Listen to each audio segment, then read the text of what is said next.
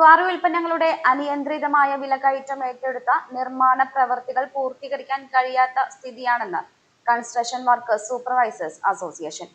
ജില്ലയിലെ ക്വാറി ഉൽപ്പന്നങ്ങൾ അനിയന്ത്രിതമായി അന്യജില്ലകളിലേക്ക് കടത്തുമ്പോഴും സർക്കാർ തിരിഞ്ഞു നോക്കുന്നില്ലെന്നും CWSA ജില്ലാ സെക്രട്ടറി ബിജു ചാർലി. അധികാര സ്ഥാപനങ്ങളെയും ജില്ലാ ഭരണകൂടത്തെയും വെല്ലുവിളിച്ചാണ് ക്വാറി ഉൽപ്പന്നങ്ങൾക്ക് അനിയന്ത്രിതമായി വില വർദ്ധിപ്പിക്കുന്നത്. വില നിയന്ത്രിക്കാനായി കളക്ടർ വിളിച്ചുകൂട്ടിയ യോഗത്തിൽ നിന്നും ഇറങ്ങിപ്പോയ ക്വാറി ഉടമകൾ അന്യജില്ലകളിലേക്ക് രാത്രികളിൽ ഉൽപ്പന്നങ്ങൾ കടത്തുകയാണ്.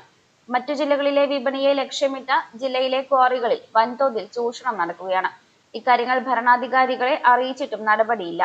പ്രകൃതി സംരക്ഷണത്തിന്റെ പേരിൽ കേരളത്തിലെ ഒട്ടുമുക്കാൽ ക്വാറികൾ അടച്ചുപൂട്ടിയെങ്കിലും മറ്റു സംസ്ഥാനങ്ങളിൽ പ്രവർത്തിക്കുന്നത് എന്തുകൊണ്ടെന്ന് സർക്കാർ വിശദീകരിക്കണം. ഉൽപ്പന്നങ്ങളുടെ ഗുണനിലവാരത്തിലെ കുറവും നിർമ്മാണങ്ങളെ ബാധിക്കുന്നുണ്ട്.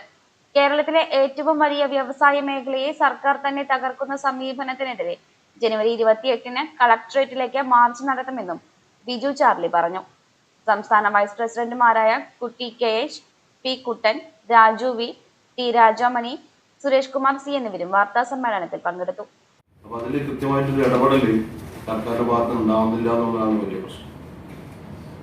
കാരണം മാർച്ച് മാസം വരെ അവർക്കത് കൂട്ടാനുള്ള ഒരു അനുമതി കൊടുക്കുന്ന പോലൊരു പ്രവർത്തനമാണ്. അപ്പൊ അതിനെതിരെ നാളെ കളക്ടറേറ്റിലേക്ക് ഒരു ധർണ വെച്ചിരിക്കുകയാണ്. കളക്ടർക്ക് ഒരു നിവേദനം കൊടുക്കണം. കഴിഞ്ഞ തവണ ഇതേപോലെ കളക്ടറുടെ ആഭിമുഖ്യത്തിലൊരു മീറ്റിംഗ് വിളിച്ചിരുന്നു. കർഷക ഓണേഴ്സുമായിട്ടൊരു മീറ്റിംഗ് വിളിച്ചു. അപ്പോൾ അവരവിടെ കളക്ടറുടെ മുമ്പിൽ തന്നെ കളക്ടർ പ്രഖ്യാപിച്ചു അങ്ങനെ വില കൂട്ടാൻ പറ്റില്ല, 3 രൂപ കൂട്ടാൻ എന്നുള്ളൊരു നിയമമാണ്, അനുമതിയാണ് കളക്ടർ കൊടുത്തത്. പക്ഷെ അവർ ദാർഷ്ട്യത്തോടു കൂടി അത് പറ്റില്ല എന്ന് പറഞ്ഞിട്ട് ആ ഒരു വേദിയിൽ വെച്ചിട്ട് അവർ ഇറങ്ങിപ്പോകുന്ന സമീപനമാണ്. അപ്പോൾ അവരവരുടെ സ്വന്തം നിലയ്ക്ക് ഞങ്ങൾ ഇതുപോലെ ഇത് നടത്തും, ബാക്കിയുള്ളവരിത് പ്രത്യേകിച്ച് പാലക്കാട് ജില്ലയിലാണ് സംഭവിച്ചത്.